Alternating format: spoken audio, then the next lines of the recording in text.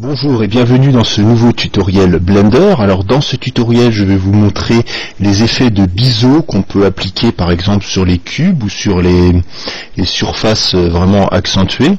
Donc comme vous pouvez le voir, à partir de maintenant je vais essayer, justement c'est un test que je vais faire des tutos avec la version française de Blender. Alors la version française de Blender, j'ai expliqué dans un de mes tutoriaux sur ma chaîne YouTube justement comment, sur mon blog aussi, comment mettre l'interface de Blender en français. Donc je vous montre vite fait. Donc vous allez dans File, Fichier, vous allez dans Préférences utilisateurs, donc vous ce sera User Preferences, puis dans System, et vous cochez ici, vous allez dans Système, donc c'est Système aussi en anglais, mais sans E, sans accent bien sûr, et vous cochez justement la case qui se trouve tout en bas pour effectuer la traduction. Vous sélectionnez la langue, vous avez plein de langues, et vous sélectionnez français, et vous cliquez pour l'interface et les infobulles, et vous enregistrez comme défaut. Voilà. Donc, on va passer tout de suite au sujet de ce tutoriel. Donc je vais faire Shift A, je vais ajouter un cube. Bon, vous, si vous avez la version de base de Blender, vous avez déjà votre cube. Donc ensuite vous allez ici, vous tapez dans Modifier, donc modificateur en français, ajouter modificateur. Ensuite vous faites biseau. Et vous voyez qu'ici, hop, rien qu'avec ce modificateur, cela a créé justement des biseaux au niveau de votre cube. Cela peut être très utile, par exemple, si vous faites des meubles, ou si vous essayez de faire des surfaces arrondies. Donc vous pouvez augmenter ou réduire la largeur de ce biseau, très facilement, en changeant la valeur de largeur. Vous pouvez choisir à partir de quel angle va être effectué le biseau. Par exemple ici, si je mets un angle supérieur à 90, puisque j'ai des angles de 90 sur mon cube, je mets une valeur par exemple de 100, eh ben, aucun biseau ne sera mis. Par contre, si je mets une valeur de 90, non plus, j'aurai toujours aucun biseau. Si par exemple je mets une valeur de 89, là j'aurai des biseaux, puisque la valeur limite est 90. On peut choisir aucun aussi, on peut mettre aucun angle, on peut mettre par rapport au poids.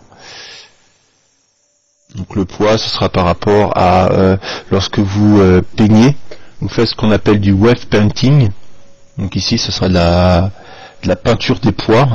Vous pouvez peindre votre modèle et en fonction de ce que vous peindrez, en fait, cela appliquera plus ou moins un biseau. Donc on peut choisir la largeur, je vous ai montré. Donc ce biseau, en fait, lorsqu'on passe en mode Edit, donc touche Tab, vous voyez que cela ne s'applique pas sur le maillage de l'objet. On peut même l'enlever. Vous voyez ici, si je clique sur l'œil, hop, on peut enlever le biseau, puisque il n'est pas appliqué sur le maillage. Mais vous pouvez complètement l'appliquer en cliquant bien sûr sur Appliquer. Vous pouvez le copier, si vous voulez faire une surface plus arrondie, vous pouvez copier ce modifieur, et vous voyez ici, vous aurez une surface, vous aurez un nouveau biseau qui va se créer en fait, et cela permettra d'avoir une face plus arrondie. Donc ici vous voyez que par contre les faces sont assez accentuées, donc si vous voulez, si vous voulez lisser en fait ces faces, vous pouvez faire ajouter un modificateur de type Subdivision Surface, montant, voilà, comme ceci. Et pour affiner en fait ce Subdivision Surface, vous pouvez ajouter un ombrage en fait. Donc un ombrage, ça va donner l'illusion en fait que c'est adouci en fait, mais ça va rien changer au niveau du modèle. En cliquant, je clique sur plat, vous voyez, on voit les traits, et lorsque l'on clique sur adoucir, c'est beaucoup plus adouci, notamment si vous faites des rebords de meubles, c'est vrai que ça peut être intéressant. Lorsque vous avez les deux modificateurs comme ceci de type biseau, de type bevel, vous voyez qu'ici, si je modifie ce modificateur là, cela aura une grande influence sur le modèle, une très grande, le premier dans la liste. Mais par contre, si vous modifiez sur le deuxième, vous voyez que cela n'aura quasiment aucune influence. Ça n'aura qu'une influence que lorsque je passe à une valeur très petite. Même lorsque je suis à 0. En fait,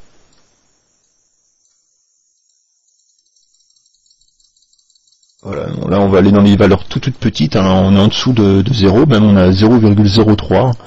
Et vous voyez que ça commence à avoir une valeur que lorsque j'augmente, voilà, j'augmente cette valeur, donc là la valeur est encore très petite, mais vous voyez que maintenant si j'augmente la valeur, même si je passe dans une valeur vraiment extrême, hein, cela n'aura aucune influence sur le modèle. Ça a une influence, en fait, le deuxième modificateur a une influence que sur des valeurs très petites.